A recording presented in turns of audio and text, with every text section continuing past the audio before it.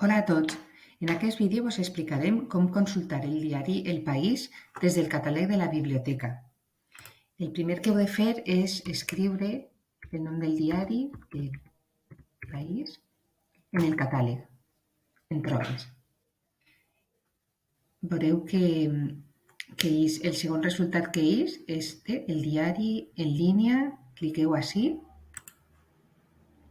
i vos porta al registre el registre bibliogràfic del diari i així en aquest enllaç teniu l'accés al text complet. Aquest accés vos porta a una plataforma que es diu Quiosco i Más i una vegada així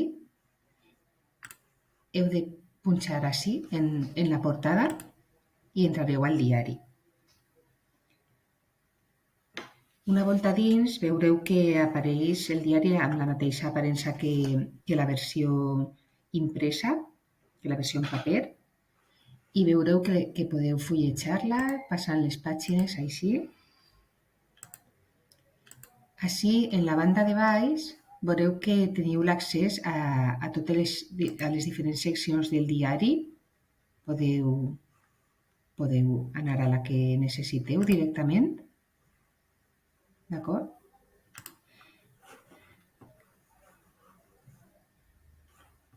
I també podeu acostar-vos o allunyar-vos de... Perdó, vaig a tornar a la portada. Podeu, per a llegir una notícia que us interessa, podeu acostar-vos així, amb la rodeta del ratolí. També podeu moure així la pàgina. I això és quant a la navegació pel diari. I així dalt veureu que posa la data d'avui, que podeu canviar, clicant ahí, podeu triar el dia que necessiteu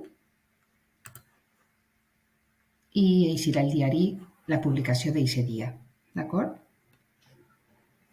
Hi ha un altre mode de navegació que ho teniu així baix, que és la navegació que es diuen senzilla, on eixen les notícies en aquesta versió més simple, no com l'aspecte del diari. També podeu passar cada notícia. També en la roda del ratolí es poden anar passant i també teniu les diferents seccions del diari així baix. I una altra funcionalitat que té aquesta visualització és que en aquesta part, en la configuració, podeu canviar la tipografia.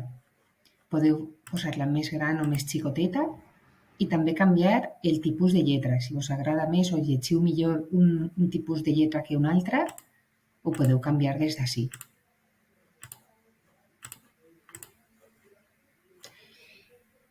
Des de qualsevol de les dues visualitzacions, perdó, per a tornar a l'altra, si ho voleu, i des de qualsevol de les dues visualitzacions, amb el botó de la dreta del ratolí us eixirà un menú que té totes aquestes opcions.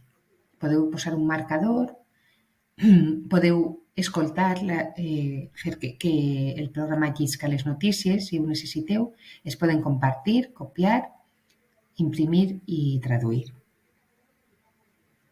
I aquestes són les funcionalitats del Quiosco i Más. Esperem que vos siga útil i si teniu qualsevol qüestió no dubteu en preguntar-nos a la biblioteca. Gràcies!